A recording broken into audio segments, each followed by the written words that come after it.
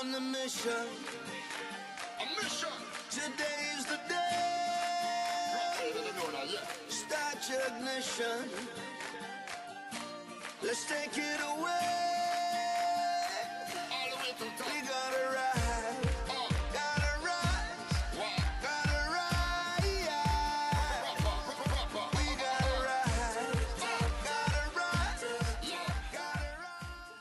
1.7 million stopover arrivals between January and November, a 2.4% increase over 2011. Over $1.7 billion recorded in earnings and airlift into the island from new markets. Those monumental achievements in tourism in the past year were the products of sustained efforts by stakeholders to keep tourism as one of the main drivers of economic growth. We must all come together to make tourism work for everyone, to ensure that we maximize the benefits of tourism for all, and encourage the continued growth and prosperity of Jamaica, land we love. One of the major planks on which tourism's success in 2012 was built was the country's participation in the London Olympics. What you're looking at is all the options that are available. You get the investor to the table and point out right now that the fact that Jamaica is front and center in the minds of people, and we have to take that opportunity. For 10 days during the Games, the O2 Arena in London became the hub for all things Jamaican. It was the result of collaboration between the Ministries of Tourism and Industry Investment and Commerce, the Jamaica Promotions Corporation JAMPRO, and the Jamaica 50 Secretariat, and it garnered results almost immediately. Virgin Holidays confirmed another flight from Gatwick to Montego Bay, which represents 25,000 new seats for next year. And TUI finalized an extra fortnightly flight for the winter to Montego Bay and weekly flights in the summer from Gatwick, Manchester, and Birmingham. This would add 11,000 new seats. Approximately £1 million was allocated for promotional activities during the Olympics, resulting in a myriad of benefits for the tourism and business sectors especially.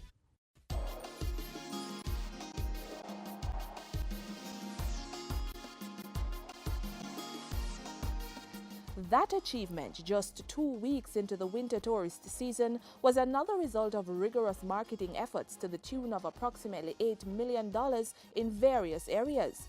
This not only allowed the island to welcome record numbers of visitors last year, but also to tap into markets it never did before, like the Czech Republic, Russia, and France, who had direct flights into Jamaica for the first time during 2012. Another first is on the horizon too, this time in the cruise shipping industry. Disney Cruise Lines will add the historic port of Falmouth to its call list this year, no doubt significantly increasing the number of cruise passengers coming into the island. Tours were also conducted at the Montego Bay and Ocho Rios cruise shipping ports, and discussions are taking place with public and private partners to carry out development works. It is only through this kind of initiative that communities can really develop, because until we have developed the human resource, the capital, the human capital that we have in communities, we will never truly develop communities.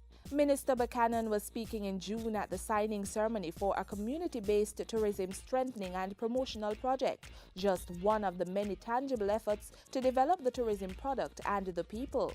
Under the Rural Economic Development Initiative READY, $16 million was set aside to assist 9 communities with developing their community tourism product. The Jamaica Social Investment Fund, JSIF, provided $13 million, with the remainder coming from the partnering agencies, the National Best Community Foundation and Country Style Community Tourism Network.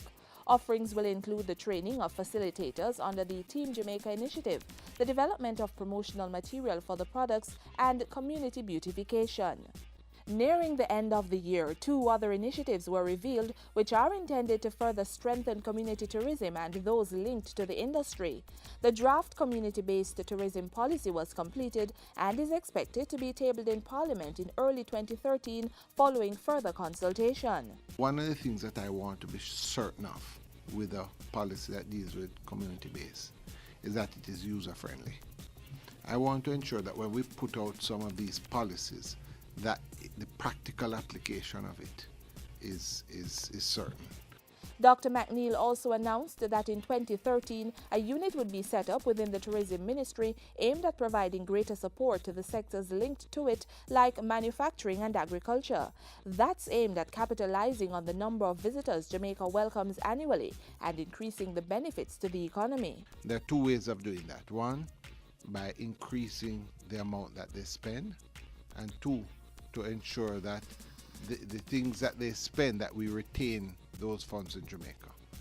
And the way to do that is to provide more of our products to the visitors to consume.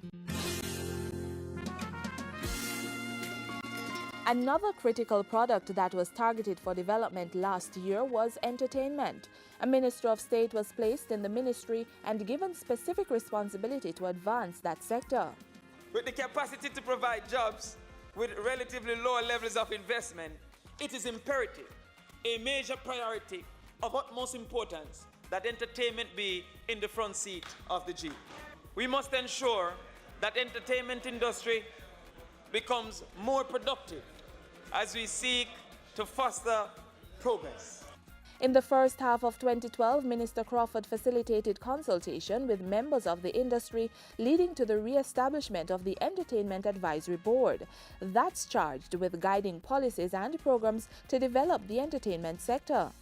During his sectoral presentation in July, the State Minister outlined some other priority areas for his portfolio, including the introduction of an Arts in the Park program to encourage greater appreciation for the country's music, the luring of overseas event promoters, journalists, music video directors and others to Jamaica to place focus on our cultural attributes, and the development of partnerships with training institutions to give assistance to entertainers. A sponsor has already been identified to help with training, and that initiative is to be fast-tracked. The development of tourism infrastructure also went in tandem with other initiatives during 2012. The Tourism Enhancement Fund TEF allocated $700 million for improvement and beautification works to attraction sites across the island. These projects, being very labor-intensive, as is the nature of the tourism sector, fall within the general fabric of the philosophy of this government to provide emergency employment for the people of Jamaica. We anticipate that some 2,000 people will be employed. The areas include the Milk River Spa, Holywell, Hope Zoo, and the Old Fort Heritage Park in St. James, among others. At the end of the year, approximately 1,100 persons were employed to work on the various projects, a direct contribution of the Tourism Ministry to the Jamaica Emergency Employment Program, JEEP.